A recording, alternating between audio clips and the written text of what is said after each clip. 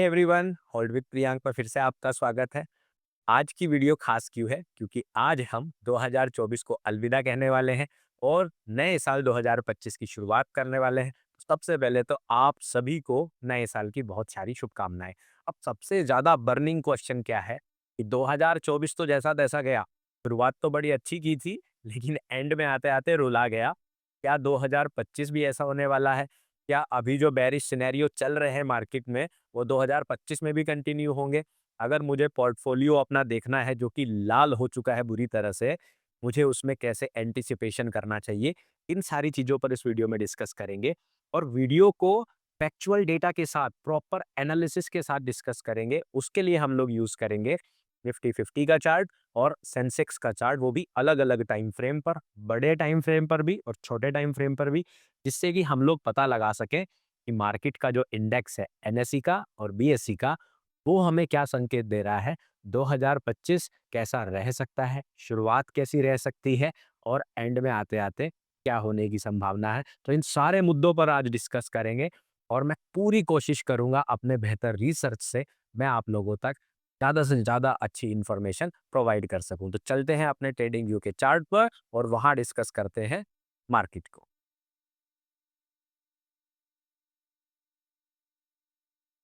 सबसे पहले मैंने निफ्टी 50 का चार्ट ओपन कर लिया है जो कि एनएसई का इंडेक्स है और एनएसई पर लिस्टेड टॉप 50 कंपनीज के वेटेड एवरेज प्राइस से डिसाइड करता है कि मार्केट क्या करने की इशारा कर रही है, क्या करने की ओर इशारा कर रही है। तो सबसे पहले चलेंगे सबसे बड़े टाइम फ्रेम पर और 12 महीने पर जाकर इसको स्टडी करेंगे क्या लग रहा है। तो देखो, ये चार्ट देखकर तो इतनी खुशी होती है कि हम इतनी अच्छी कंट्री के मार्केट्स को ट्रेड कर रहे हैं या इन्वेस्टिंग कर रहे हैं उसके अंदर, जहाँ पे लगातार अप ट्रेंड चल रहा है। 1990 से जो प्राइस 250 के आसपास हुआ करता था, आज वो वहां से हजारों गुना ऊपर 26,000 अप्रोक्सीमेटली वहां तक आ गया है। ठीक है।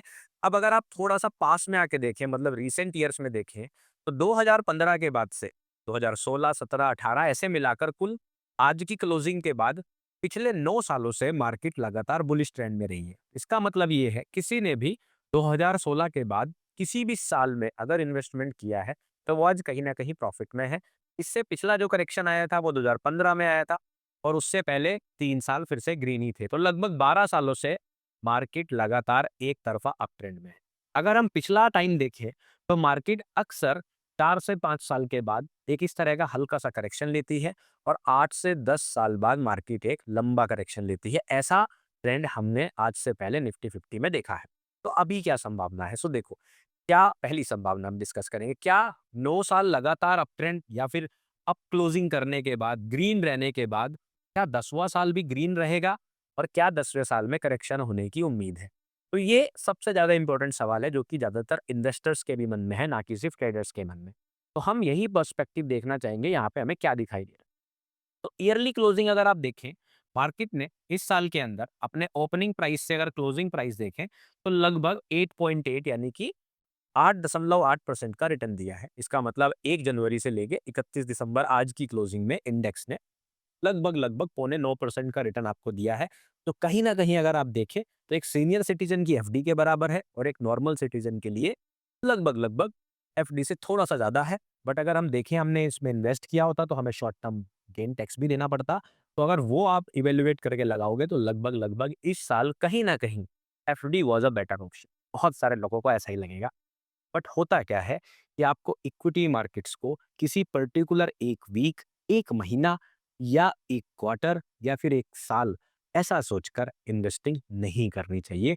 आपको एक टाइम फ्रेम लेना चाहिए। 3 से कम 3, कम से कम 3 या 5 से 10 साल। 3 से 5 साल तो कम से कम आपको टाइम फ्रेम में देखना चाहिए। और अगर आप 3 साल में देखेंगे, यानी कि आज से 3 साल पहले 1 जनवरी को अगर आपने इन्वेस्टमेंट इक्विटी में किया होता तो आपको लगभग 51% का रिटर्न मिला है, जो कि एफडी के रिटर्न से लगभग 2 गुना है। तो इसका मतलब एफडी ने इक्विटी मार्केट्स को बीट नहीं किया है। हालांकि सोशल मीडिया की रील्स में आपको अक्सर लोग कहते हुए मिल जाएंगे कि नहीं नहीं, हमारी तो एफडी बढ़िया थी, लोग तो बेकार ही जो है इक्विटी मार्केट्स की तरफ जा रहे थे, म्यूचुअल फंड्स ने कोई खास रिटर्न नहीं दिया। तो अगर आप ऐसा सोच रहे हैं तो मुझे नहीं लगता कि वो सही नज़रिया है देखने का। आपको थोड़े से लॉन्गर पर्सपेक्टिव से देखना चाहिए। तो यहाँ तक अगर हम देखें तो मार्केट ने बहुत बेहतर परफॉर्मेंस दी है। तो अब मुद्दे की बात पे आते हैं कि इस साल की परफॉर्मेंस क्या लग रही है 2025 की। सो मेरी नज़रिए से जो है, हमें डेफिनिटली दोनों सिनेरियो कंसीडर करने पड़ेंगे, बुलिश भी और बेरिश भी। फिर हम उनमें से एक सेलेक्ट करेंगे किसके ज़्यादा होने के चांसेस हैं, जो मैं इस वीडियो में आप लोगों को एक्सप्लेन करूँगा। तो 9 साल हो गए मार्केट को भागते हुए, ऊपर जाते हुए, तो डेफिनिटली एक स्मॉल करेक्शन एक्सपेक्टेड है। इसलिए मैं क्या करने वाला हूँ, सबसे पहला और सबसे इंपॉर्टेंट लेवल हम क्या ड्रॉ करने वाले हैं चार्ट पर, जैसे ही 1 जनवरी को मार्केट ओपन होगा, यानी कि कल दिन बुधवार को जब मार्केट ओपन होगा, जो ओपनिंग प्राइस होगा, उस ओपनिंग प्राइस को आप ड्रॉ कर लीजिए और आने वाले दिनों, वीक, हफ्तों, महीनों तक वो आपको हेल्प करने वाला है। ठीक है? दूसरा लेवल जो मेरे लिए सबसे इंपॉर्टेंट होने वाला है आने वाले दिनों में, वो होने वाला है ये वाला, जो कि है 2024 का लो। अब ये लाइन को मैं थोड़ा-सा बारीक कर देता हूँ। जी हाँ, 2024 का लो, इस लेवल को आप सबसे इंपॉर्टेंट मार्क करके चलिए, क्योंकि मेरे हिसाब से 2025 वो साल रह सकता है, जहां पर प्राइस जरूर चाहेगा कि 2024 में जितने भी लोगों ने इन्वेस्टमेंट किया है, उन लोगों को एक बार डराना या उन लोगों को ये फील कराना कि आपने जो इक्विटी मार्केट में इन्वेस्ट करके किया है, वो गलत कर दिया है।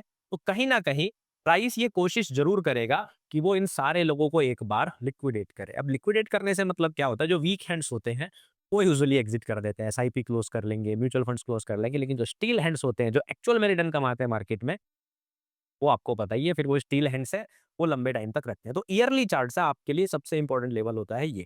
तो मैं ये उम्मीद करूंगा कि आने वाले टाइम में प्राइस किस तरह के कैंडलस्टिक बनाए, यानी कि इस साल में कैसी कैंडलस्टिक बनने की संभावना है, उन नजरियों पे अगर हम डिस्कस करें, जहां पर ये क्लोजिंग प्राइस है लगभग यहीं आसपास हम मानेंगे मार्केट ओपन होगा, हल्का फुल्का ऊपर देखने को मिल सकता है, या डायरेक्टली मार्केट नीचे आना शुरू करेगा, यहाँ पे लोगों को टॉप आउट करेगा कहीं पे इस जगह पर 20 से 21,000, 19,800 इसके आसपास ही अपना बॉटम बना सकता है, वापस जाएगा। अब अगर ये सारी चीजें शुरुआत के 6 महीने में हुई, तो मार्केट जो है ऊपर जाएगा। अगर ये होने में 3 क्वार्टर लग गए, तो मार्केट यहाँ पर कहीं क्लोज हो जाएगा। तो हमें 2025 में एक बेरिश कैंडलस्टिक देखने को मिल सकती है। अगर ये सारा काम जितना मैंने बताया है अगले आने वाले 3 से 6 महीने में हो जाता है, तो मेरे हिसाब से हमें एक साइडवेज कैंडल भी देखने को मिल सकती है और मार्केट ऊपर इस तरह से जाके यहाँ कहीं क्लोज हो सकती है। अगर शुरुआत के 3 से 6 महीने में ये हो गया, अगर आपको जानना है वो कैसे होगा, तो उसका एकमात्र तरीका क्या है, आपको होल्ड विद प्रियांक को करना पड़ेगा सब्सक्राइब और मेरी हर एक मंथ की अपडेट को देखते रहना पड़ेगा। क्योंकि ये काम बता पाना कि एग्जैक्टली कैसी कैंडलस्टिक बनेगी ना मेरे हाथ में है ना किसी और के हाथ में है।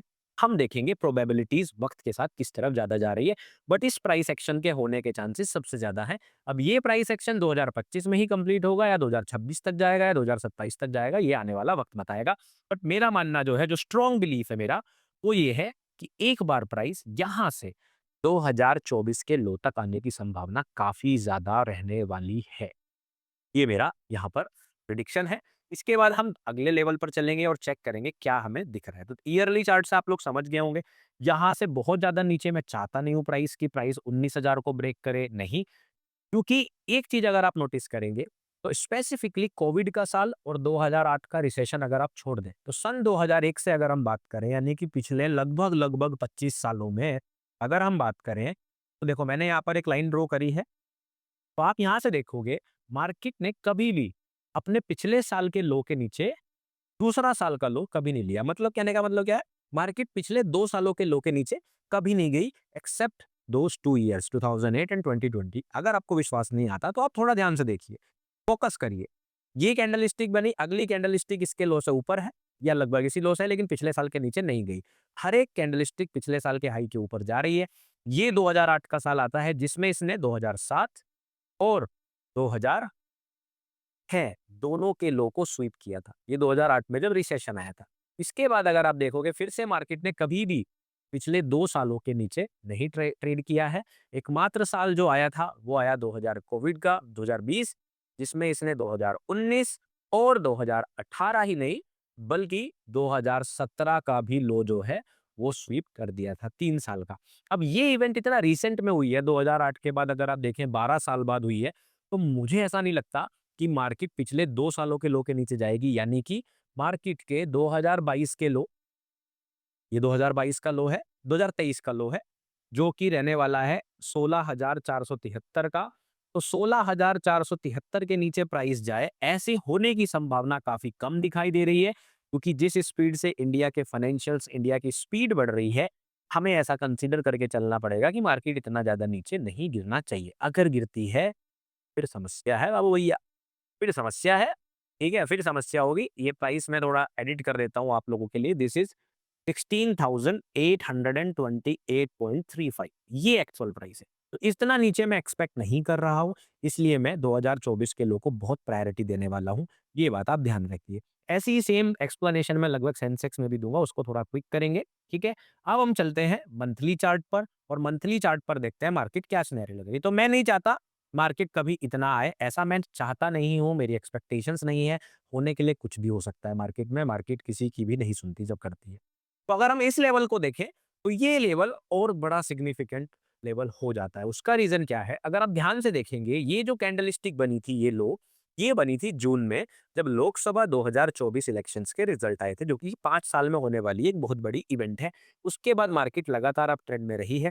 अगर मार्केट करेक्शन शुरू करती है, तो करेक्शन शुरू करने का एकमात्र और स्पेसिफिक टारगेट उसका जो होना चाहिए, वो बिल्कुल यही लो होना चाहिए, क्योंकि मार्केट चाहेगी कि 2024 जून के बाद जिन लोगों ने इन्वेस्टमेंट किया है उनको फिर से डराना एक बहुत अच्छा प्राइस एक्शन होगा आगे बढ़ने के लिए। और अगर ऐसा मार्केट करती है तो मेरे हिसाब से इन लेवल्स पर एक लॉन्ग टर्म बॉटम बन सकता है, लॉन्ग टर्म। तो मेरी एक्सपेक्टेशन ये है कि मार्केट अगर नीचे आना शुरू करती है तो बेरिश सिनेरियोज में इस जोन में मार्केट आके अपना लॉन्ग टर्म बॉटम बना सकती है और हमें आने वाले साल में धीरे धीरे ये प्राइस एक्शन देखने को मिल सकता है। इसकी होने की संभावना काफ़ी ज़्यादा है। इसकी संभावना को अभी एक इनवैलिडेशन पॉइंट हम लोग काउंट करेंगे कि ये इनवैलिड कब होगा, कब ऐसा नहीं होगा, वो भी मैं आप लोगों को अभी बताऊँगा, क्योंकि हमें हमेशा अपना इनवैलिडेशन और अपने स्टॉप लॉस की प्लानिंग करके रखना चाहिए, क्योंकि मार्केट किसी की सगी नहीं होती, है ना? तो वीकली चार्ट पर चलते हैं। वीकली चार्ट पर भी अगर हम देखें, तो यहाँ पे हमें कोई ऐसा बदलाव दिखाई नहीं दे रहा, जिसकी वजह से हम इस सिनेरियो को डिस्कस ना करें। तो आप देखेंगे कहीं न कहीं इनिशियल ईयर्स में या इनिशियल क्वार्टर्स में मेरा फोकस बेयरिश साइड में थोड़ा ज़्यादा है, यानी कि इस तरह के प्राइस एक्शन का है। अब ये नीचे गिरने वाला काम अगर पहले क्वार्टर में हो जाएगा, तो ऊपर जाने वाला काम दूसरे क्वार्टर में, तीसरे क्वार्टर में बहुत जल्दी होने की संभावना बन जाएगी। ये प्लान है। अब इसका इनवैलिडेशन क्या है या बुलिश इनवैलिडेशन क्या है कि भाई मार्केट बुलिश आप कब रहोगे? तो उसका सबसे बढ़िया जो लो रहेगा, वो रहेगा नवंबर का लो। मार्केट को किसी भी कंडीशन में अगर आप मंथली चार्ट पर भी जाकर देखेंगे, मैं नहीं चाहता हूं कि मार्केट इस लो के नीचे क्लोजिंग दे। एटलीस्ट मंथली पे नहीं तो कम से कम वीकली पे भी ना दे। ठीक है, डेली पर तो देखो दे सकती है। डेली चार्ट क्या है, यूजुअली इंट्राडे या शॉर्ट टर्म ट्रेंड को डिफाइन करता है। तो डेली चार्ट के हिसाब से तो अगर हम देखेंगे, तो आपको यहाँ पे इसके नीचे प्राइस एक्शन देखने को मिल सकता है। थोड़ा थोड़ा बहुत आपको ऐसे फेक आउट भी देखने को मिल सकता है, दैट इज टोटली फाइन। इतना फेक आउट चलेगा, ठीक है?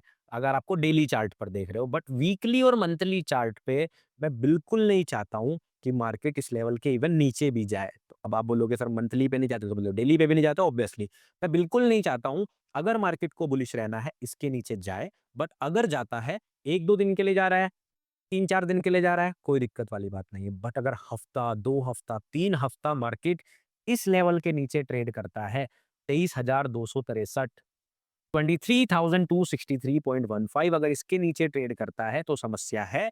उस केस में मार्केट बहुत तेजी से भी मोमेंटम के साथ भी 21,000 के लेवल्स को टच कर सकता है। मैं कोई फड क्रिएट नहीं करना चाहता, मैं आप लोगों को कोई डराना नहीं चाहता। मैं ये नहीं बोल रहा हूँ आप लोग एसआईपी बंद कर दो, म्यूचुअल फंड बंद कर दो, नहीं, बिल्कुल भी नहीं, क्योंकि मार्केट कुछ भी कर सकता है। मार्केट मेरा सगा नहीं, मैं जो बोलूँगा वो मानेगा नहीं। बट मेरा काम है आप लोगों को अनबायस्ड, बिना मन में कोई ख्याल रखे, आपको बिल्कुल सही रिसर्च प्रोवाइड करना जो मेरे एनालिसिस कह रहे हैं वो। ठीक है? तो इसको आप अपने फाइनेंशियल एडवाइजर से डिस्कस ज़रूर करें कोई भी डिसीजन लेने से पहले। बुलिश सिनेरियो क्या है? मार्केट यहाँ से सीधा जाए, जनवरी में ही बुलिश नेचर आ जाए और मार्केट पंप हो जाए। ये होने की संभावना भी अभी 50-50 है। क्यों मैं 50-50 कह रहा हूँ? और आप बोलोगे सर आपने 50-50 ला दिया। नहीं, देखो जब तक ये लेवल ज़िंदा है, समझ जाओ एकदम वेलकम मूवी वाला, अभी हम ज़िंदा हैं। तो जब तक ये लेवल ज़िंदा है, तब तक मार्केट बुल्स के कंट्रोल में है। ये बात आप ध्यान रखिए। मार्केट बुल्स के पूरे कंट्रोल में है और ये जितना भी प्राइस एक्शन यहाँ हो रहा है, ये सिर्फ साइडवेज एक्शन है और किसी भी दिन मार्केट का मन बदलेगा और वो सीधा पंप हो जाएगा और एक बहुत बेहतरीन ग्रीन रैली हमें देखने को मिल सकती है। और मैं आपको ये भी बता रहा हूँ, अगर मार्केट शुरुआती दिनों में 23,000 के नीचे जाए बिना ऊपर जाती है, तो जो बुल रैली आने वाली है, वो बहुत स्ट्रॉन्ग आने वाली है और मेरे हिसाब से कोई बड़ी बात नहीं होगी कि हम इसे बड़े प्यार से 29,000 से 30,000 भी देख सकते हैं।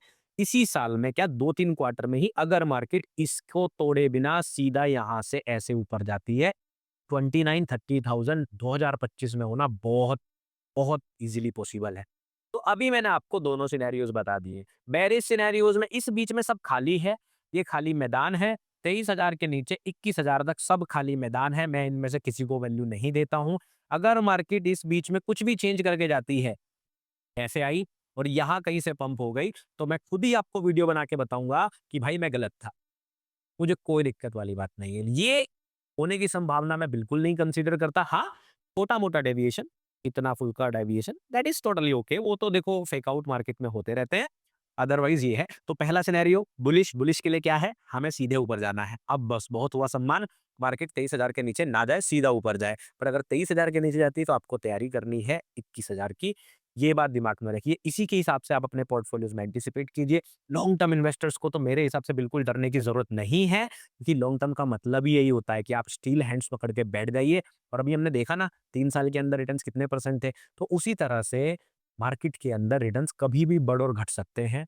जब आप इन्वेस्ट करें तो हमेशा लॉन्ग टर्म के लिए प्लान करें। इन्वेस्टिंग लॉन्ग टर्म के लिए ही होती है, शॉर्ट टर्म के लिए नहीं होती। शॉर्ट टर्म पोर्टफोलियो वाले अपना एंटीसिपेशन इन लेवल्स के हिसाब से अदल-बदल सकते हैं, बट इन लेवल्स को आपको अपने सिर्फ़ और सिर्फ़ अपने ट्रेडिंग सिस्टम में इंक्लूड करना है, ठीक है? वीडियो बहुत लंबी हो जाएगी अगर मैं ज़्यादा बातें करूँगा, बट लंबा भी हो जाए तो चलेगा, क्योंकि ये वीडियो बहुत स्पेशल है और मैं चाहता हूँ कि आप लोग अपने 2025 को बहुत प्यारे तरीके से शेप कर पाएँ। ऊपर जाने की सिनेरियो क्यों बनते हैं, उसका भी मैं आपको कारण यहाँ पर बता देता हूँ। आज की क्लोजिंग जो हुई है, अगर आप ध्यान से देखें, तो 16 दिसंबर का जो लो था, जिसको मैं पिछले डेढ़ हफ्ते से आप लोगों को बार-बार बोल रहा हूँ कि ये नहीं ब्रेक होना चाहिए। अगर आप देखेंगे तो मार्केट ने इसके नीचे क्लोजिंग नहीं दी है, मार्केट ने इसके ऊपर ही क्लोज़ किया है। तो मार्केट अभी यहाँ से ऊपर जा सकता है, बिल्कुल जा सकता है। तो आप इन 2 लेवल्स को बहुत अच्छे से मार्क करके रखिए अपने चार्ट पर। 23,537 का ये लेवल है, ठीक है? इस लेवल के नीचे मार्केट ना जाए, बहुत बढ़िया, सीधे ऊपर जाए। अगर मार्केट इस हाई को ब्रेक कर देती है, अगर मार्केट इस हाई को ब्रेक कर देती है, जो कि है 24,857.75, ठीक है? ये वीडियो भले ही लंबी हो, ये वीडियो आप पूरे साल देख लेना, मैं आपको बता रहा हूँ। आप पिन करके रख लेना, सेव करके रख लेना, अपने दोस्तों को शेयर कर देना। ये वीडियो पूरे साल आप लोग देख सकते हो। अगर मार्केट किसी भी मोमेंट पर इसके ऊपर जाती है, तो मेरे हिसाब से ऑल टाइम हाई जाने के रास्ते खुल जाएँगे। अब मार्केट को इसके ऊपर अगर नीचे जाना नहीं जाना चाहिए, और अगर मार्केट इसके ऊपर जाती है, तो बुल जाने के रास्ते खुल जाएँगे। हालाँकि ये सारी चीज़ें मैं आपको रेगुलरली अपडेट कराता रहूँगा, क्योंकि डेली मार्केट अपडेट मेरे चैनल पर आती ही रहती है। ठीक है? तो ये हमारे निफ्टी के बहुत क्रूशियल लेवल्स हैं, जो मेरे हिसाब से आप लोगों की बहुत मदद कर सकते हैं आने वाले टाइम में, और मुझे उम्मीद है कि इन लेवल्स आपको हेल्प भी करेंगे 2025 में, और शेप करने में आपको कि आपका पोर्टफोलियो आपको कैसे मैनेज करना है, कैसे आपको अपने रिटर्न्स देखने हैं, इन सब चीज़ों में। सेंसेक्स की बात करें तो सेंसेक्स और निफ्टी के चार्ट लॉन्ग टर्म में लगभग सेम रहते हैं। पिछले 9 साल से ये भी इसी तरह से बढ़ा है, बहुत बेहतरीन रिटर्न्स आए हैं। अगर पिछले 3 साल का रिटर्न हम कैलकुलेट करें, तो ओपनिंग प्राइस से लेकर सिर्फ क्लोजिंग प्राइस की बात करो तो भी 35% के रिटर्न है, जो कि 11 टू 12% का सीएजीआर, बहुत बढ़िया रिटर्न्स हैं। मुझे इसमें कोई दिक्कत नहीं है। Every other investment it beats in the indexes, ठीक है? तो इसके लिए हम क्या करेंगे, सिंपली वही जो भी 1 जनवरी का ओपन होगा उस लेवल को अपने चार्ट में हमेशा रखेंगे। 2024 के लो को हम मार्क करके रखेंगे और एक्सपेक्ट करेंगे कि यहाँ तक मार्केट आने की संभावना बहुत ज़्यादा है, ठीक है? और इसका प्राइस हमारा है 70,000 है पूरा, तो ये तो प्राइस बहुत ही बढ़िया है। तो 70,000 को मार्क करके रखेंगे, इसके नीचे डेविएशन होने की संभावना काफ़ी ज़्यादा है, अकॉर्डिंग टू ईयरली चार्ट, ठीक है? नीचे की तरफ आपके लिए सबसे इम्पोर्टेंट लेवल है अगेन 2000 इलेक्शन लो, 2024 का इलेक्शन लो यहाँ पर बनता है। तो बेरिश के लिए, बेरिश सिनेरियो के लिए ये ज़ोन बहुत अच्छा हो जाता है फॉर द लॉन्ग टर्म। और अगर मार्केट आने वाले दिनों में इस तरह का प्राइस एक्शन देती है, तो ये बहुत शानदार रैली आने वाली है। और मेरे हिसाब से अगर मार्केट इस तरह से जाती है, जो कि होगा 85,000 से लेके 70,000, तो आई बिलीव मार्केट अगर इस प्लान को फॉलो करती है, तो सेंसेक्स 100 के जाना चाहिए मेरे हिसाब से। 1 लाख का लेवल मिल जाएगा हमें, ये वाला प्लान अगर फॉलो होता है। दूसरा सिनेरियो हम सेम रखेंगे, अगर हमें डायरेक्टली मार्केट में बुलिश रहना है, या हमें मार्केट बुलिश जाने लगती है, तो उसके लिए हमारा इनवैलिडेशन क्या रहेगा, 76,800 आप कैलकुलेट कर लीजिए मोटा-मोटा सा। वही चाहेंगे हम कि मार्केट इसके नीचे ज़्यादा दिन ट्रेड ना करे, ठीक है? अगर हम देखें तो इसने भी यही किया है, जो 16 दिसंबर का जो लो था उसको ब्रेक नहीं किया है, सिर्फ विक की है उसके नीचे। इस लेवल को भी आप अपने आने वाले दिनों की स्विंग ट्रेडिंग के लिए या फिर अपनी स्कैल्पिंग के लिए आप लोग इसको यूज़ कर सकते हैं। ये काफ़ी इम्पोर्टेंट लेवल है।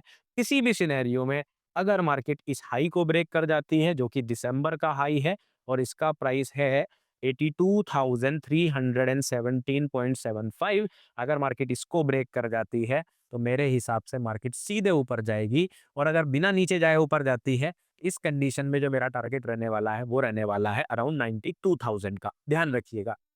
अगर मार्केट नीचे होकर ऊपर जाती है, अगर मार्केट पहले यहाँ से गिर के नीचे आ जाती है, फिर ऊपर जाती है तो 100 के है।